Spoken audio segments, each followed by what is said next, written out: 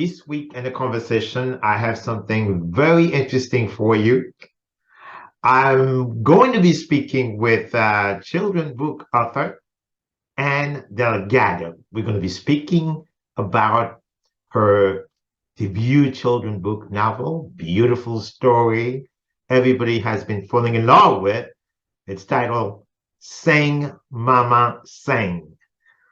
But before we get into this very interesting story with Anne, uh, I just want to remind you also of my own story, which is the bittersweet memories of last spring. And I'm encouraging you to do your own due diligence to get a copy of it.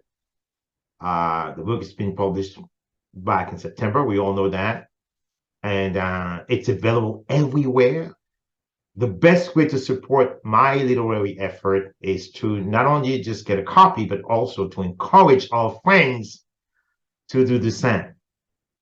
And like I said, you can find Bittersweet everywhere, including Walmart, even Target. You can get it.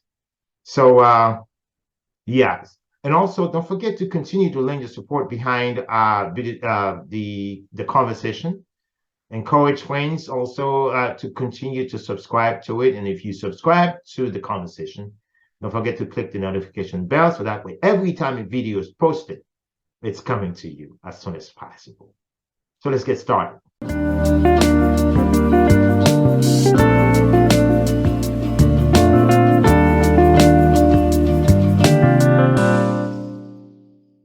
Again, my name is Ardain Isma, and I'm here this evening with a impeccable author. I'm here with author Anne Delgado.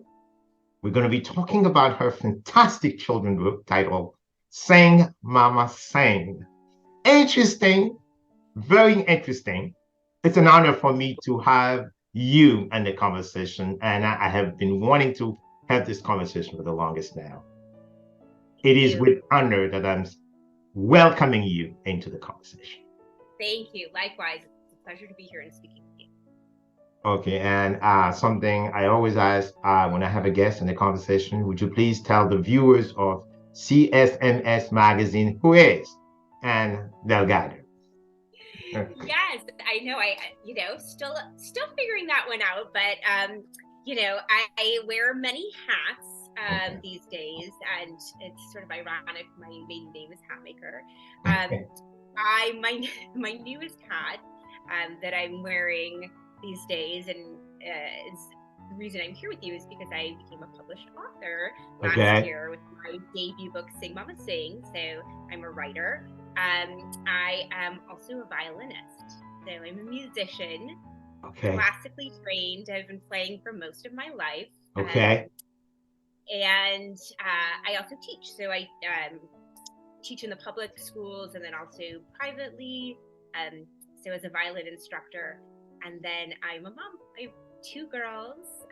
They are 8 and 5 and wonderfully spirited. And so those are sort of the main roles that I play.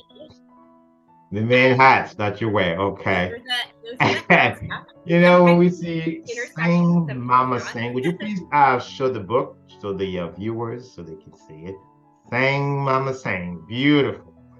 Okay, and you know the illustration of on the book cover also says it all, and also the word "mama," so it would be mom in Spanish, I believe. Yeah, just like in French you would say "mama," or in Creole you say "mama." You know, it's almost like the same, and I like that the way you do it because you know, and I am also an immigrant writer.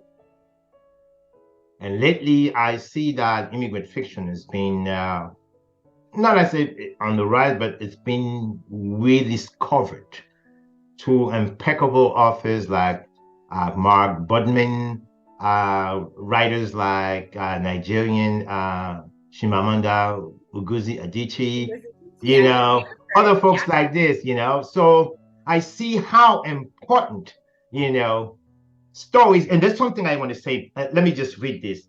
Someone says, and your one of the comments on your book, the person say, not that everyone needs a reason to write, but I think this quote hits home for many, many writers, the desire to fill a void and create stories that have never been told. You see me exactly, Anne, in this one too. Yes. Yes. I think that is one of the reasons that I decided to write. It's always been a great outlet, but I think the desire to create, especially children's literature, that is reflective of the beautiful diversity around the world, and also these universal themes that really unite us. I think there's so much power and so much strength in that. And as I mentioned before, I have a musical background, and so that just kind of came naturally, and sort of the origin of the stories. I wanted it to feel like a lullaby, and every culture has music, and so all of those themes kind of converged into this poetic story. And I think the reason, so my vision, and the illustrations are absolutely gorgeous. I did not do them. A very talented illustrator, Ellen Kaladian, brought my vision to life. But I wanted it to not only be reflective of the wonderfully diverse community that I live in, and that my children are part of, but I think that the global community is so powerful, and that wherever you go in the world, we have these universal themes that tie us together. Exactly. Others all over the globe are embracing their little ones and enjoying these blissful moments, while also being challenged by becoming a parent and sort of this unbreakable bond that we have with our kids. But there's difficult days too, and so I wanted to address all of it through a lens of love, and that's how the story began. Okay, and the story began. Could you give us a little sneak? The story began. Yes, the story began. So this is the very beginning of it. Yeah. I dedicated it to my mom, because there was a lot of music always in my house growing up. She sang to me, I sing to my kids, and so I now fully appreciate that as an adult. For my mom, thank you for the gift of music. And here's wow, look at this. Look at this. Yes. Look at this. Sing, mama, sing. I hear your song. Right here. And you know what? And it touches me so much. When I was still in college when I got married. So my first child was born when I was still in college. But I used to work also when you married and a father to be, okay, and things don't go, financially wise, you struggle to, yeah. So I used to work from 4 to 12, and my wife, obviously, no, the baby was born, but just been born, but obviously she spent the whole day taking care of the baby. So when I come home, the first thing she does, she just hands me the baby. I get the baby. You say, I had enough. So the rest of the night is mine. Okay. So I used to play a lot of trick, have the little baby over here, over there, pacing up and down and sing. And sometimes when I don't hear anything, I say, well, maybe she's asleep right now. The minute I sit down, again, so and then, it's just the fact that this baby does not want me to lay and rest a little bit. No, when I see this, I can see, the love of a parent, reading your book and so well designed. And I can see why a lot of people really, really, really love this book. But my question is, Anne, so what really made you decide to write a book like this? So I'm going to actually piggyback off of your story. The message is of love, unconditional love. And it's actually told from the point of view of a child, but it was born out of a bittersweet time for me. In that, and that's our reality. And that's how a lot of beautiful things begin. But this is more my second. So I had a 3-year-old and then a new baby. And it was very difficult to put her her down. She was inconsolable, and I had a full teaching studio, and so I found myself in this conundrum because I couldn't have a babysitter there. She wouldn't tolerate screaming the whole time. So what I ended up having to do was I had to wear her in a carrier while I taught violin. I was teaching music, because the second I set her down, she would wake up. So it was a very difficult time, but a beautiful time in the sense that the one thing that calmed her down was music. She wanted to be in there, and she wanted to be part of that, be close to me, but then also just to hear the music. And so that's how the story began. And it was sort of this musing of, she obviously couldn't talk, she was 3 months old, but I thought, what would she say to me? What would she say if she could? And that's where this refrain, "Sing Mama Sing," came from, because I thought that's what she wants. She just wants me to keep singing, keep her close, and to be near and being with music. And such an intriguing title too. It attracts the attention. Thank you. Now let me ask you something. So when you wrote this book, did you have any idea of how well this book was going to be received? I didn't. It sat on my computer for a very long time. I actually wrote it. Well, so my daughter's now 5.5, so I wrote it about 5 years ago. Really? Yeah. Okay. Yes. And I know it seems crazy. I have a lot of other manuscripts, which I'm somebody who likes to have a lot of different things in the works at the same time. You might be that way as well. And so I thought, you know what, I have a really specific vision of how I want these illustrations to look. Right. And it felt like something that I wanted out in the world. I didn't know, and I knew it worked well as like a baby shower gift or a new mom gift, but I got a lot of feedback from parents of older kids, even Really?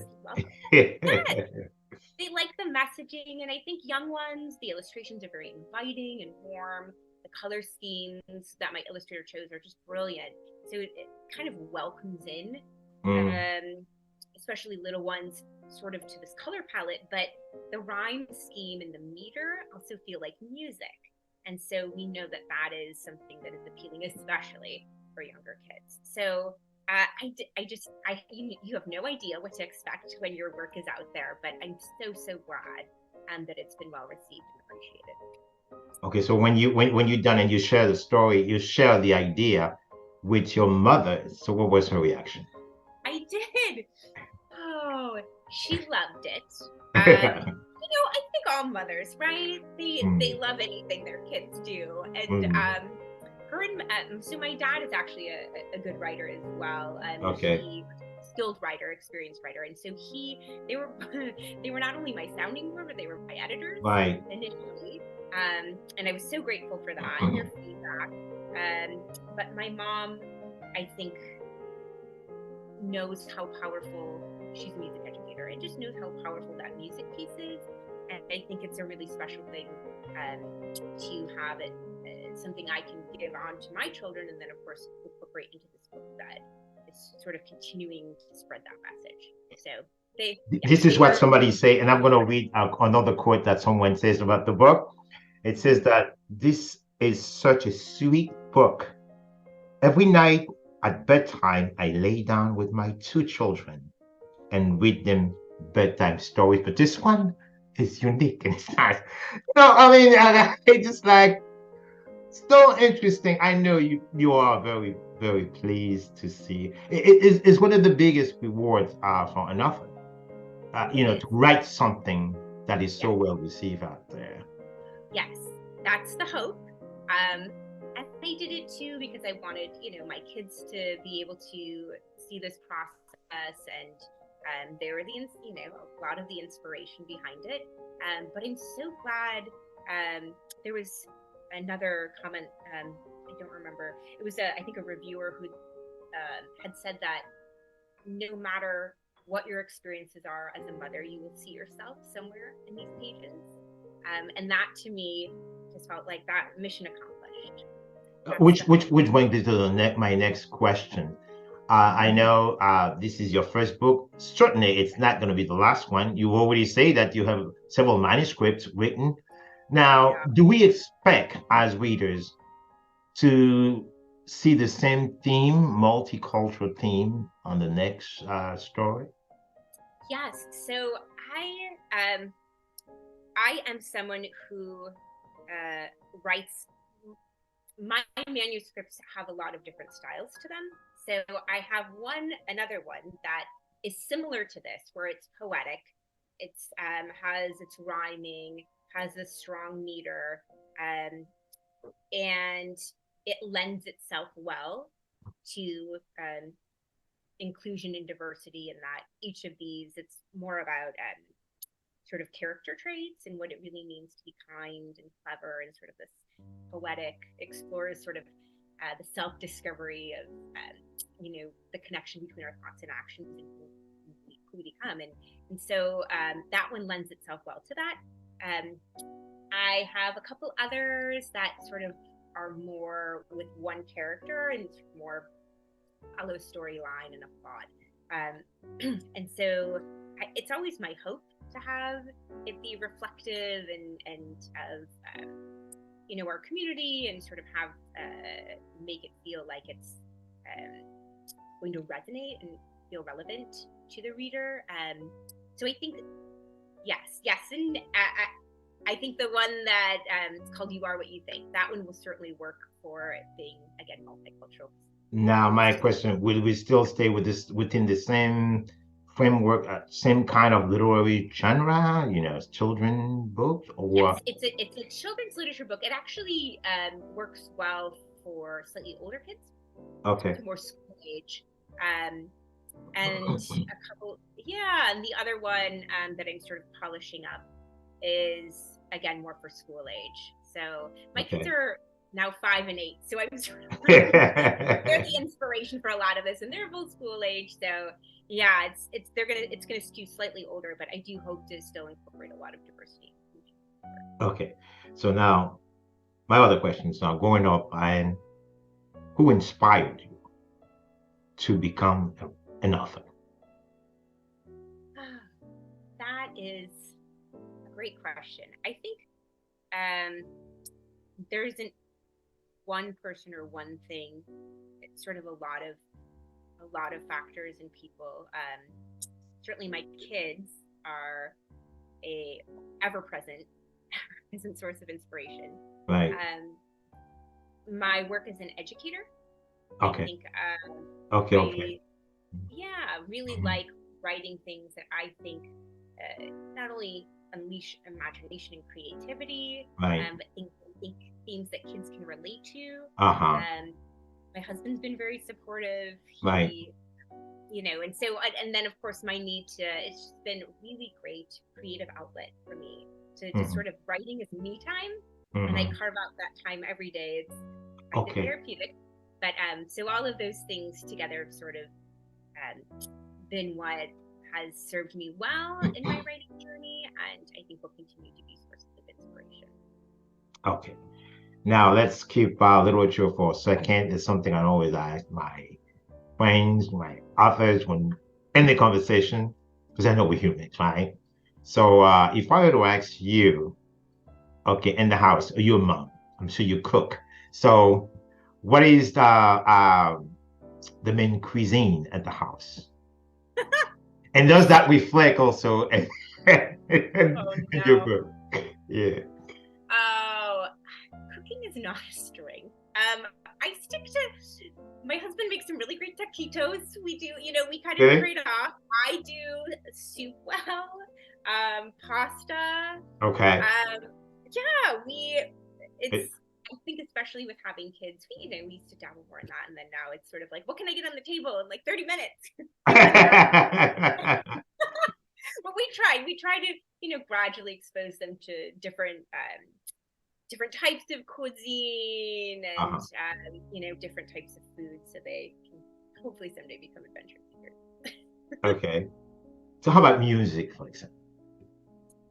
Yes. So music is a very big part of our household. So as I mentioned before, I play violin. Both of my children play. My Okay, older daughter plays violin. My younger daughter plays piano. We do that's a interesting. mix. So we listen to classical music because I think, it's just sort of foundational, and the music that we play, mostly what I play is classical. But we have a good mix. We like folk, we like indie music. My husband, has his preference, the genre he prefers and listens to, and then my kids really like movie soundtracks. So we do a lot of that. Okay. We also sing a lot. So like my husband, Sing it out also. we sing Okay. a lot. They make up songs, and so it's just kind of a fun. It is spoken like a language in our house, and I think you would be hard pressed to find a time of the day where they're just playing and there isn't music going on. And that makes the house also alive, It Yeah, does. bring a It lively does. feel in the house. Yeah, because I dance a lot also. I love music myself. Yeah, I Yeah. do. My girls love to dance, and so sometimes we'll put on fast music, and they make up their own choreography. Sometimes they're all Wow. dancing. Yeah, no, I think those are the moments that I really hold on to as a So let's mom. go back to literature again one more time. So, Anne, listen, if I were to ask you who you would consider as your preferred author, and across genre, it doesn't have to be an American at all time. My favorite author. Mm-hmm. So, I think it's hard to choose one. You get to preface it with Everybody says that, okay? It's so hard.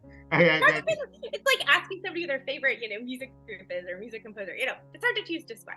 And sometimes I go in phases, and I really, love this author, and then I discover another one. And I think that that's the great thing about being a writer is that reading is like your professional development, right? Exactly. Exactly. So I don't ever feel guilty about carving out time for that. It's actually she's sort of known for, if I had to pick one, because I think she's so multifaceted and so talented. It's actually, she writes middle grade slash, some kid lit even. Okay. Kate DiCamillo. Do you know her? She's an American author. She, I think, lives in Minnesota. As a teacher, What's her name again? What's her name again? Kate DiCamillo. It's DiCamillo. Okay. She wrote Because of Winn-Dixie and gosh, Tale Despereaux, Mercy Watson series. I appreciate, so before I got into the teaching music, I was a kindergarten teacher, Right. slash first grade, and I loved her works because they are. She doesn't shy away from so they are always stories that are, you're looking for the light and holding on to hope, and I think that's always such an important message for kids and adults alike, right? But she doesn't shy away from the darker themes, and I think for kids that's but done in a trusting way where she's just such a clever, brilliant writer, and the characters, it's just all character driven, and I think that's so compelling. And I would read her stories if I didn't have kids, but my older daughter and I just love to read her stories and talk about them, and I think right now that's my choice. If I had to pick one author, that's the only person I could read for like the rest of It's eternity. DiCamillo. Okay. Kate DiCamillo. Yep. It's DiCamillo. All right. Now, and as writer, just like you said, we write uh based on our personal experiences in life. And we do have a mission to teach the world, although many of us may not even realize that. So, yeah, it's true. True. True. So, when do we expect to read the next book from Anne Delgado? Yeah, that's a great question. I'm sort of at a crossroads. I've Okay. been so pleased with how this book has done. It was a journey. I'm an indie author, so I said this like 3 times in this interview, but I had a very specific vision for this book. I wanted it to look a certain way, and I was really happy to have total executive control over, the way that I guided the illustrations. For my next one, I'm not sure if I want to continue on with the indie path, or I was doing some querying to agents before, and I'm not sure if that's something I want to pursue. I definitely want it out in the world. Okay. And I think as I'm very, especially with seeing Mama sing in books that are poetic in nature, I'm so choosy about the words. I think they have to be just right, like a puzzle, because you don't have as many to choose from, and everything has to fit together in the right way. And so as I'm like putting those final puzzle pieces together, I'm sort of at this crossroads of what I want to do next and how I want to get it out in the world. But it will get out there, and I think this process has taught me a lot, and so I'm so grateful for all the support that I've had along the way. Interesting. So my last question, we could talk forever. I like talking to you. You're talking about children books, and that's interesting. So fun. My last question, Anne, any advice you can give to an author or a writer who really wants to follow your path of becoming such an impeccable children writer as you are? What advice would you give to that person? What I would say that I didn't realize at the beginning of this journey is to be patient. I think sometimes we think, we have to think of these ideas right away, and it has to be this and it has to be that, and we also compare ourselves to others. And I think follow your own path. I think stay true to your style. It's tempting to, again, sort of do what somebody else says. Oh, this is the way it should be, or this is what's trendy now. But I think it's really important to be authentic, be patient with yourself. That's the key word, yes. And to persevere, because it's easy to give up, but it's so rewarding, surreal at times to have your work out in the world. So I'm so grateful for that. So with that, I'm just going to say it's been more than a pleasure to have impeccable author Anne Delgado in the conversation. Thank you so much. It was such a pleasure to be here.